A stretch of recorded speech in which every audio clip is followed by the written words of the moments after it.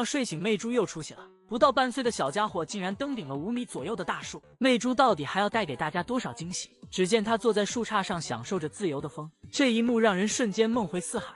就在昨天，天气很好，风和日丽的，出来放风的魅珠3、2下就爬上了大树，而且别的小熊爬树一般都是妈妈教的，魅珠还是自学成才。原以为他会趴在这个粗粗的树杈上睡觉，因为这里有妈妈的味道。萌萌平时就是睡在这里，结果让人没想到的是，他竟然不甘心于此，稍作休息就登顶了大树，这让树下的大梁又惊又喜，毕竟这是其他小熊基本没有爬到过的位置。大梁还即兴创作了一首打油诗：远看一只熊猫，近看还是只熊猫。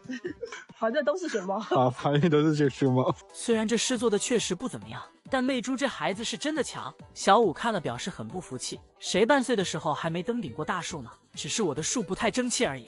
然而看着魅珠爬上去容易，让他自己下来可就难了。无论怎么哄，魅珠压根理都不理。最后还是大梁爬上树，站在树杈上抱他下来的。抱下来的过程也不轻松，魅珠一直在反抗。青姐担心魅珠会掉下来，就本能的张开双手，随时准备去接魅珠。经过一番努力，在大梁和香香姐的接力下，才算把魅珠给弄下来。这也算是大梁出差回来后的第一天，魅珠送给外公的一份大礼。大梁出差1周回来，最想做的事估计就是抱抱魅珠，于是他就把魅珠骗了出来。美女，走，出差完了，快点，跑快点，跑快点。刚才明明说的是要带魅珠出去玩，结果把魅珠骗出来就抱个不停，难怪魅珠会咬他。网友的神评论更搞笑，说大梁是魅珠的磨牙棒，毕竟魅珠真的很喜欢咬他。但该说不说，大梁真的把魅珠当孩子一样对待了。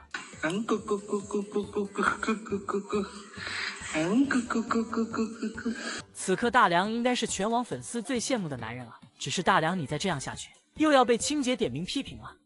据比利时的3兄妹天宝和宝弟宝妹回国了，从他们乘坐的转运箱就能看出天堂动物园的用心程度。2014年，比利时为了迎接星辉和好好的到来，斥巨资打造了中式园林风的熊猫馆，但他俩的活动场就有5300多平方，周围种了4万坪的竹林，全是从四川引进的熊猫最喜欢的品种，场地也是模拟了四川的环境。最厉害的是，天堂动物园还打造了一个模拟洞穴，常年温度都在10到20度，非常适宜大熊猫生活。这个洞穴通风采光也很好，而且他们为了保证饲养团队的专业化，还从中心挖走了野培组的优秀饲养员刘洋，负责照顾星辉和好好的饮食起居。2年后，星辉和好好的第一个孩子出生了。天堂动物园进行了隆重的征名活动，最后天宝1名高票入选，寓意天赐的宝贝。天宝在比利时可以说是超级巨星，有一位80岁的爷爷，为了可以每天看到天宝，就在动物园附近定居下来，自此风雨无阻，基本每天都会过来看天宝。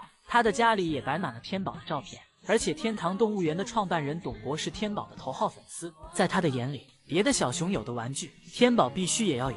他有时候会在那个就是一些软件上，然后看到熊猫有一些的玩具，然后他会给我发一个图过来，他说我们天宝有，我说没有，他说做别的有的我们也有。随着天宝的慢慢长大，天宝继承了他爸爸妈妈非常好的基因，就是胃口也非常棒。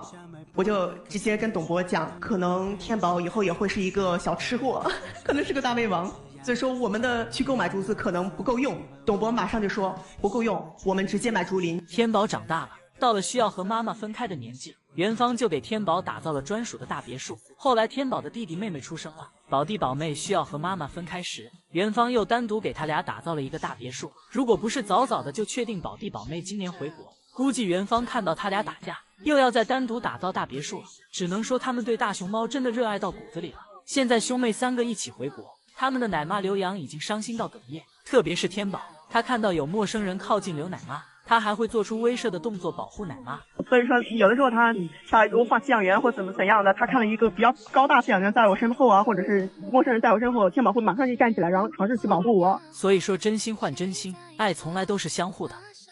眼真不愧是3分钟就能让男人怒砸3000万的熊猫，这整活的业务能力绝对是首屈一指。这天灵岩把小粉桶推到木架边，准备踩着粉桶爬上木架，结果脚底一滑，灵岩直接掉进了桶里。这会儿他的小肚腩起到关键作用了，正好卡在了屁股的位置。此时已经失去平衡的灵岩也顺势倒在了地上。灵岩本来想来一个鲤鱼打挺甩掉粉桶，结果自己的小肚腩卡得太紧，愣是没甩掉。不知道的还以为灵岩这是在 cos 美熊鱼，后来灵岩自己也觉得很尴尬，于是故意的打个哈欠做掩饰，然后顺势一脚踢飞了粉桶。整套动作干净又利落。然而这也不是胖妍第一次出现这种尴尬的场面了。这天他本来正坐在绿色陀螺上宠粉，有些害羞的灵妍想后仰一下，凹一个更帅的造型，结果却把自己摔了个倒栽葱。当时的灵妍为了掩饰尴尬，就故意耍帅的把一条腿搭在了陀螺上，摆了一个自认为很酷的 ending。不得不说，现在的灵妍多少是有点偶像包袱在身上的。小时候的灵妍因为嘴筒子有点长，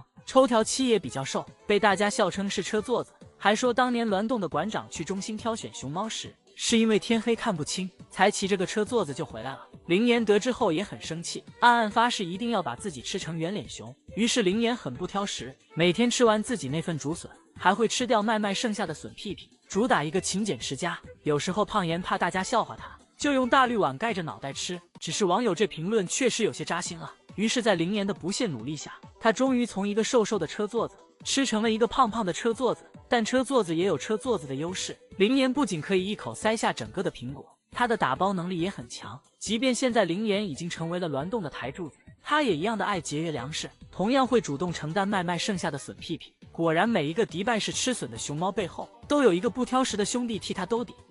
然在不到半岁的媚珠身上看到了狡猾，这孩子实在是太聪明了。因为媚珠总越狱，饲养员就把小窗口关上了。媚珠等到饲养员给她打扫卫生的时候，先假装抱着门框玩，趁香香姐一不留神就往门外冲，但很快就被香香姐抓了回来。媚珠很不服气，她还想咬香香姐。香香姐把她放在木马上，看媚珠此刻的眼神就知道她已经想好了下一步的计划。香香姐刚松开她，她就立刻冲向门口，但她看香香姐跟了上来，就战术性的撤了回来，又假装抱着门框玩，让香香姐放松警惕。香香姐也就刚松口气的功夫，媚珠又往外冲了。这次被抓住后，她就开始撒泼打滚。媚珠不到半岁就长了800个心眼子，也难怪青姐会说媚珠很奸诈。到哪里像小朋友的样啊，像成年猫那种奸诈样，这眼珠子叽里咕噜叽里咕噜的。不仅如此，媚珠还很勇敢，小小年纪就会立定跳远。本来在木架上玩耍的媚珠，突然决定要从木架上跳到桌子上。只见她腰决定，做好了起跳准备，就这么纵身一跃，小家伙还真就成功了。真的很难想象，这是不到半岁的小熊就能做到的吗？后来媚珠又尝试了一次，结果这次却失败了，摔了个大马趴。毕竟她还太小，体力难免有些跟不上，而且不到半岁的媚珠已经开始有标记行为了。青姐说媚珠很早熟，还不到6个月就会做标记了。我记得其他那些个都是7、8个月、8、9个月才有这行为。你看那行为都早一拍，早熟了，早熟小孩啊，早熟，咬人这个伶俐劲儿也早熟，其他的到他这年龄段哪有这么狠的，哪有这么凶的，机灵古怪的，逮谁咬谁。看到媚珠如此厉害，很多网友都认为媚珠绝对是野培的好苗子。媚珠适不适合不知道，但她那个一天要生800遍气的妈肯定不适合。萌萌内心 OS： 你们可别乱说话了，本小姐可吃不了那个苦。